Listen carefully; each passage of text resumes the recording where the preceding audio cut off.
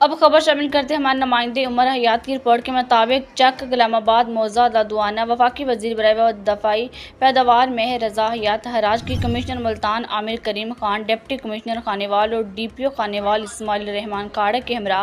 चक गुलाम आदम मौजा दादुआना में साबका चेयरमैन यून कौंसलर मौजा दादुआना मेहर हाजी गुलाम रजा दादुआना के डेरा पर खसूसी आमद। इस मौका पर वफाकी वजीर बराए दफाई पैदावार मेहर रजा हयात हराज ने सैलाब से मुतासर इलाकों का दौरा किया। सैलाब मुतासरीन के मसाइल सुने और इनके हल के हवाले से मुतल्लिका हकाम को तमाम मसाइल हल करने के अहकाम जारी किए। इस मौका पर मेहर रजा हयात हराज ने कहा कि हम सैलाब मुतासरीन के शाना बशाना खड़े हैं, मुतासरीन की हर मुमकिन सपोर्ट करेंगे। इस मौका पर DPO खानेवाल इस्माइल रहमान खाड़क, मेहर हाजी गुलाम रजा दादुआना, मेहर इमरान इफ्तिखार हराज, मेहर मोहम्मद असद दादुआना, मेहर समर हराज एडवोकेट, मेहर रब नवाज दादुआना, मेहर मुजाहिर इमरान दादुआना भी व दीगर मौजूद थे।